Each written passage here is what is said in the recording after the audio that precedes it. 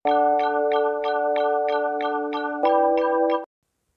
Everyone, welcome to my channel Rishu's kitchen and health. ఈరోజు మనం normal రైస్తో సోయా బిర్యానీ ఎలా చేసుకోవాలో చూడబోతున్నామండి. అంతకంటే ముందుగా మీరు కనుక మా ఛానల్ని ఫస్ట్ టైం చూస్తున్నట్లయితే please subscribe my channel and support me. ముందుగా ప్రాసెస్లోకి వెళ్దామండి. 2 గ్లాసులు వేడి నీళ్ళలో 1 కప్పు సోయా చంక్స్ వేసుకోవాలండి.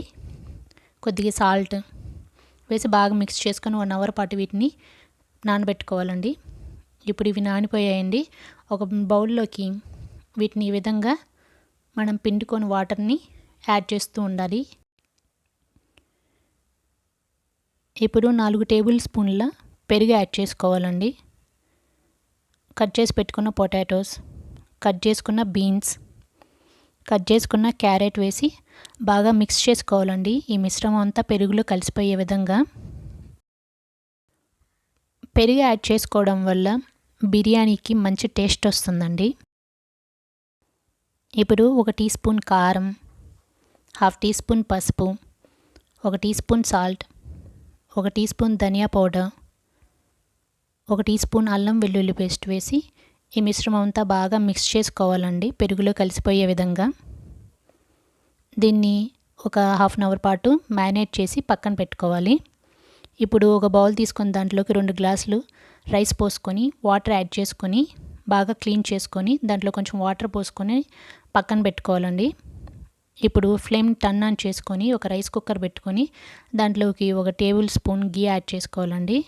ఇది మెల్ట్ అయిన తర్వాత కొద్దిగా జీడిపప్పు వేసి ఫ్రై చేసుకొని ఒక ప్లేట్లోకి ట్రాన్స్ఫర్ చేసుకోవాలండి. ఇప్పుడు అదే గీలో స్లైస్డ్ ఆనియన్స్ వేసుకోవాలండి. వీటిని గోల్డెన్ బ్రౌన్ కలర్ వచ్చేంత వరకు ఫ్రై చేసుకోవాలి. ఇప్పుడు ఫ్రై అయిపోయాయండి. దీన్ని ఒక ప్లేట్లోకి ఈ విధంగా తీసుకోవాలి. ఇప్పుడు అదే బౌల్లో 3 టేబుల్ స్పూన్ల ఆయిల్ వేసుకోవాలండి. ఈ ఆయిల్ హీట్ అయిన తర్వాత హోల్ గ్రామ్ మసాలా యాడ్ చేసుకోవాలండి. బిర్యానీ ఆకు, లవంగాలు, ఇప్పుడు 2 పచ్చిమిర్చి, కట్ చేసుకున్న టొమాటోస్, వీటన్నిటిని వేసి బాగా ఫ్రై చేసుకోవాలండి.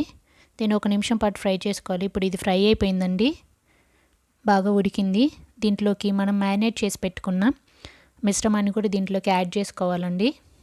దీన్ని బాగా మిక్స్ చేసుకోవాలి, టొమాటోస్లో కలిసిపోయే విధంగా. ఇప్పుడు ఈ మిశ్రమం అంతా 5 నిమిషాల పాటు ఉడికించుకోవాలండి. ఇప్పుడు ఇది ఉడికిపోయిందండి. ఇప్పుడు కొంచెం పుదీనా వేసుకొని దీన్ని కూడా బాగా మిక్స్ చేసుకోవాలండి. మూత పెట్టుకొని ఒక 2 నిమిషాల పాటు ఉడికించుకోవాలండి. పుదీనా కూడా ఉడికిపోయింది. ఇప్పుడు మనం రెడీ చేసి పెట్టుకున్న రైస్ని కూడా దీంట్లోకి ఈ విధంగా యాడ్ చేసుకోవాలండి. దీన్ని బాగా మిక్స్ చేసుకోవాలి, వెజిటేబుల్లో కలిసిపోయే విధంగా. దీన్ని కూడా 2 నిమిషాల పాటు బాగా ఫ్రై చేసుకోవాలండి రైస్ని కూడా. ఇప్పుడు ఇది ఫ్రై అయిపోయిందండి. ఇప్పుడు మనం 4 గ్లాసులు వాటర్ యాడ్ చేసుకోవాలండి. మనం 2 గ్లాసులు రైస్ తీసుకున్నాం కాబట్టి డబల్ క్వాంటిటీ అండి. ఇప్పుడు బిర్యానీ మసాలా యాడ్ చేసుకోవాలండి. దీన్ని కూడా బాగా మిక్స్ చేసుకోవాలి. ఇప్పుడు మూత పెట్టుకొని 1 నిమిషం పాటు ఉడికిన తర్వాత కొంచెం సాల్ట్ అడ్జస్ట్ చేసుకోవాలండి. సాల్ట్ అనేది కరెక్ట్గా మనం అడ్జస్ట్ చేసుకోవాలి. ఇప్పుడు కొద్దిగా కొత్తిమీర, జీడిపప్పు, ఫ్రైడ్ ఆనియన్స్ వేసి బాగా ఉడికించుకోవాలండి. దీన్ని ఒక 10 నిమిషాల పాటు మూత పెట్టుకొని ఉడికించుకోవాలండి. ఇప్పుడు మనకి బిర్యానీ ఉడికిపోయిందండి.